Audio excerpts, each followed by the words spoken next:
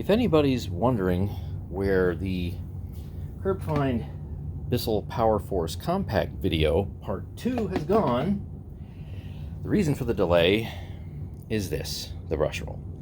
And it has been a pain because to try to pry these end caps off without breaking them has been no fun. So I literally doused both ends with Blue Can 3-in-1 oil because you can't get grease in there because it's too tight. And I literally used a pin to try to pound out the axle. And man, I tell you, it just wasn't budging.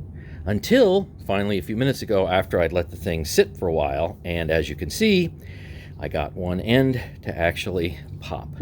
So now I can move forward with this. I want to show you something. All right.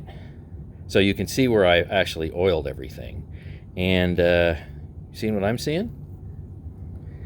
Let's get a little closer look. And yeah. Yep. That's not a gasket. So that's some lady's, dark hair. And yeah, it kind of messed that bearing up. So I don't know what that bearing is. I will have to get back with you in a minute. But now finally, I can keep going with this Bissell Powerforce. So there is this nifty little hair blob here.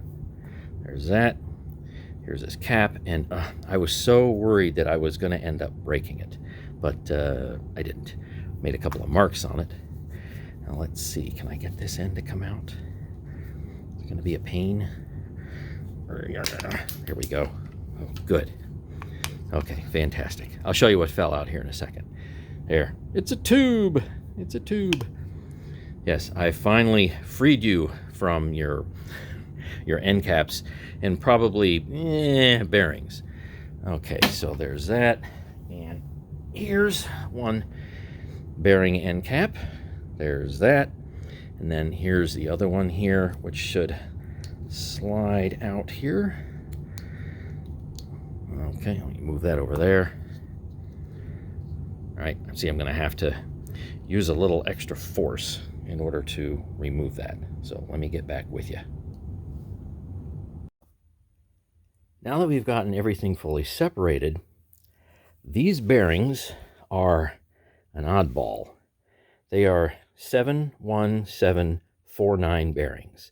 And if you Google them and go to eBay, you find out these things are outrageously priced. So you can probably get a new complete entire brush roll for the same price as like getting a couple of these bearings. So I have some bearings that are kind of close to this. I think they're 606s, but these are definitely repackable. And as long as they're not totally destroyed, like, well, say the rubber's melted, the metal is completely gone, shattered, the ball bearings are all over the place, you can rebuild them. And for a low speed RPM one of these things, it's not running at motor speed, it's running at far less than motor speed, you'll probably be okay. So for the sake of this video and to kind of move it along, because I've waited long enough and you've waited long enough, let's just go and rebuild these. So this one right here, this is actually okay. We'll call it medium good, or maybe say C grade. This one right here is essentially locked up.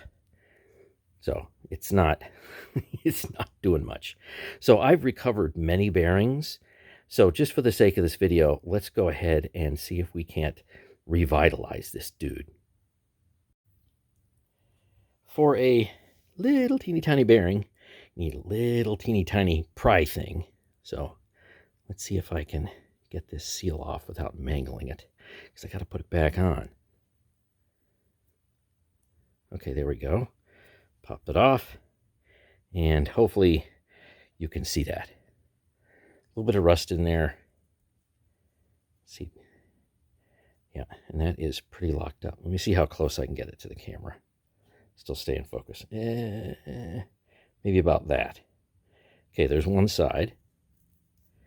And then I'll pry off the other side. Gently. Gently. Let's go from the inside.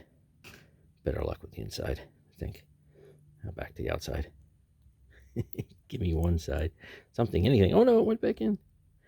Come on. There we go. Popped off. Okay. And here's the other side. Well, that's kind of a blob, isn't it? Look at that. That's nasty. So I'm going to have to go in here and use a penetrant, like say WD-40, to loosen this up and get the races racing again, because they don't do any racing right now. And then after I go and use a penetrant, then I will go and wash this off with a degreaser, just like some dishwashing liquid. I will completely wash this off, and then I will dry it, make sure it's completely dry, and then I'll come back when we put the magic blue grease on it.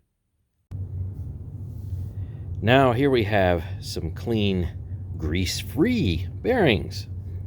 So let's see, let me start out with the one on the left. This one, yeah, it's in pretty good shape.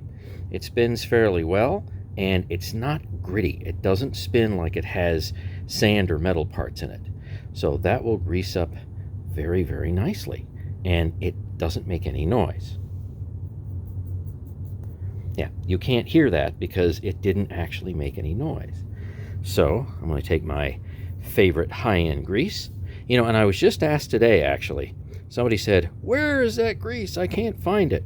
So I went to Google, and in 5 seconds, I had a whole bunch of places that actually sell it. So what you do is you go to Google or eBay or your favorite search engine, and you type in mobile grease, mobile Polyrex EM, mobile EMB, that is like electric motor bearing, something like that, and you'll get a return, hopefully, in your search results that look like this. So that's what it is. And I've been using this for years.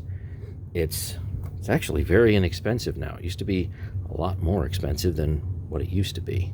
When I got it, I don't know, 5 years ago, 6 years ago. So now what I'm going to do is I'm going to gently pack both sides and then put the caps back on. Oh. Incidentally, when I pack this, I say gently pack it. I'm not like pressure packing it or using a machine to force the grease in. So even though you might think, well, it's too much grease, believe it or not, there's plenty of air gaps in there. Plenty of air gaps in there. And the grease will sling off to the sides when you first spin it up. And it'll protect those bearings nicely for a long time. This is the best grease that I've found. It's meant for very high-speed bearings, of which this is not, but it won't hurt it. It's also very, very lightweight. It doesn't mean that it'll dissipate quickly. It's a very high-quality grease. It doesn't do that. It also repels water very nicely. And it has a very high thermal breakdown temperature. Okay, there's one side. Get the other cap. Here we go. And I've done this a lot over the years. If you're new to my channel, I have so many videos where I show how to repack these things. And then I just grease everything up like crazy, because this has to go back into its little holder. And I don't want it to get stuck in there. All right, so I'm going to have to use a little gentle persuasion to push that back in there. So you want to do it in such a manner you don't hurt the bearing. That's tight. That's really tight. Okay, I will do that off camera. I have socket sets in order to gently tap the outer race back in. I'll leave that right there for now. Let's pack this dude. Now this, let's see if you can hear it now that my air conditioning is off.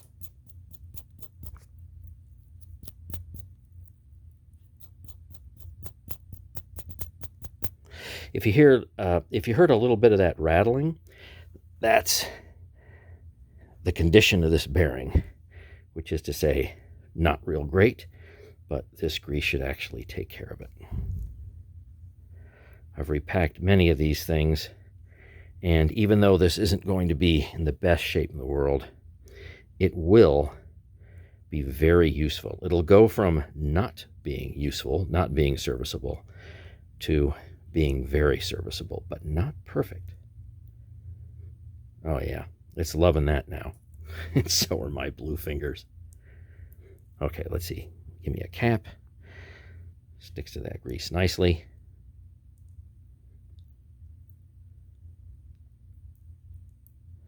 Okay, there's one end in, on, and here's the other end. Squeeze it on there. All right. Caps are on. Wonderful. Now let's see, is this one gonna slide in there easy, or is that gonna require a little persuasion? A little off-camera persuasion. Well, I got it part of the way in. Okay, so I'm going to have to gently tap those in. Okay, off camera, went ahead and seated the bearings in the caps, and a 13 millimeter socket does it right for the outside diameter, pushes them in gently without harming anything. Now, I would normally go and put this back on the shaft here, but I would grease the shaft because normally this would show signs of, well, rust because of exposure to water or heavy moisture. But this shaft doesn't actually show that. I'm going to go ahead and actually just grease it anyway because that will repel water. Okay, so now I'm going to take this, put it in here, and this other end cap in there, line it up, push it in. And there's probably a little fiddly bit in there where you have to push it down far enough. So I'm going to do that off camera a little bit. I think they're seated about right, but I'm going to tap them in just to make sure. Now I have everything gently tapped in. You can see everything is flush on this end and flush on this end, nothing sticking out. So I have an end cap, which is definitely going to require a little force to slot back in there. See, it's got a spline. So I'll kind of have to fiddle with that off camera a little bit. And I have the other end. And then basically we're done. I can press them in a little bit for the sake of the video, but see, that's sliding back and forth here. So I have to tap these in off camera. Now to verify everything's in good shape, aligned properly, and spins easily.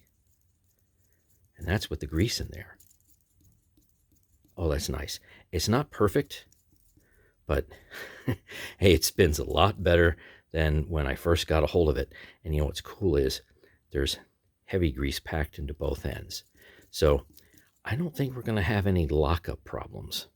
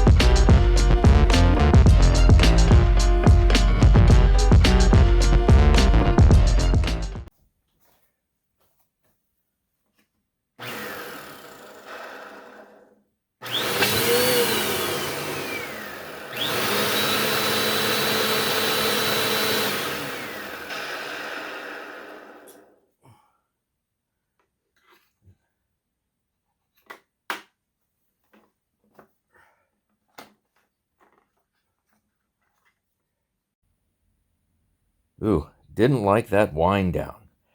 So I pulled out the troubled bearing, and I had two more, same bearings, in an older Dirt Devil I happened to, well, recycle a little while back.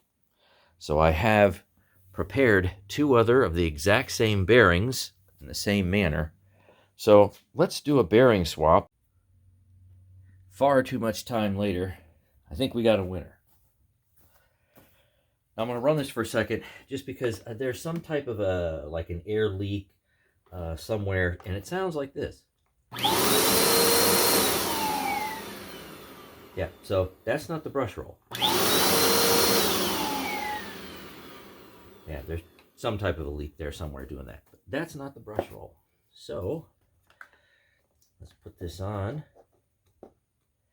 And remember, when you're doing stuff with your brush roll, make sure your belt has the best orientation possible. And I've mentioned this in several different videos. When you have a different screwdriver here, when you have this belt gap, you know, where it's not riding against anything, so hopefully it's not going to damage the belt. You don't want this to be smacked up against, well, anything one way or another. And it would be great if the belt itself could actually ride right in the middle of this groove. I mean, it's supposed to sit and be approximately right there in the middle. So let's see what happens.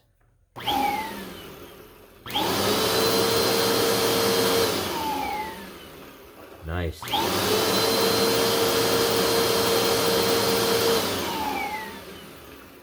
Okay, so you hear obviously the air leak this back here, but when there's tension on the belt, it literally centers itself, you know, right in the area where it's supposed to, and the belt slides over a little bit that way, so it's not going to hit this. So that's great. So I think we have a winner here for however long it lasts.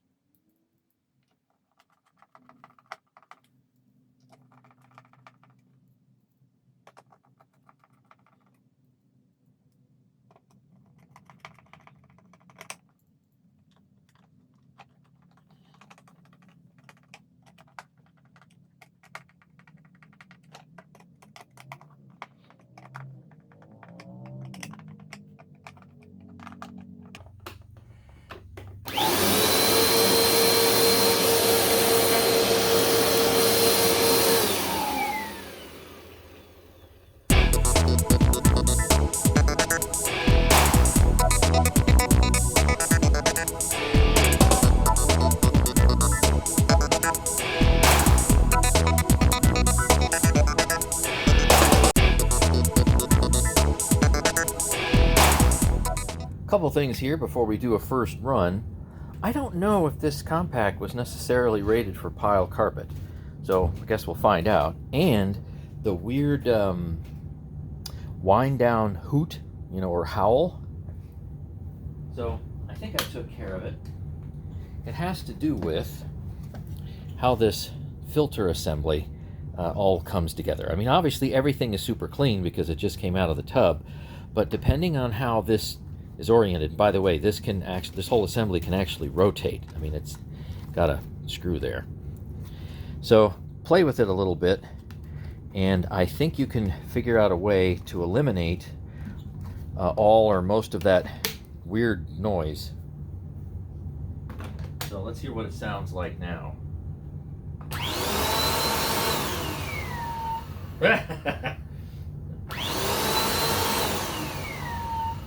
Yeah, that's kind of funny. Well, it is what it is. So let's see what happens. Well, not bad.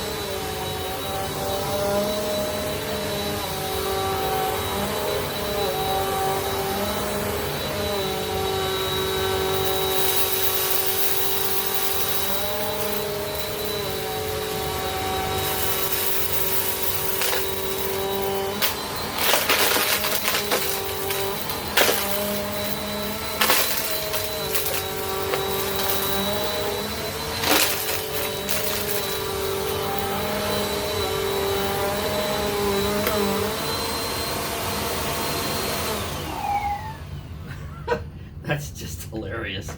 Makes that noise.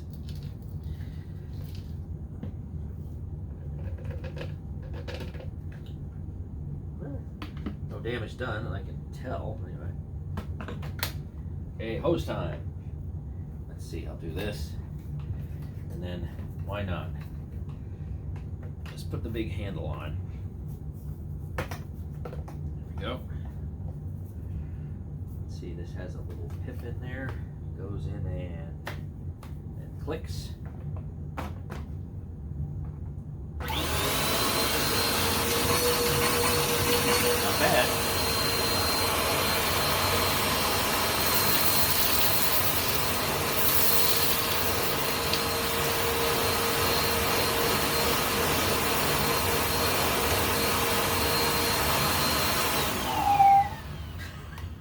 Okay. You know, I guess that's just the way it is. Jeez, it's just too funny. So, what can I say? I think it's probably the cheapest vacuum ever made, and maybe on sale you can get one of these things for, I don't know, $25 or something like that. But guess what? The cheapest vacuum I think currently on the market works as a vacuum. It picks stuff up. Is it perfect? No. But for people who don't care or don't want to spend money on a vacuum, this works just fine. And we have some little ones here. They're very little.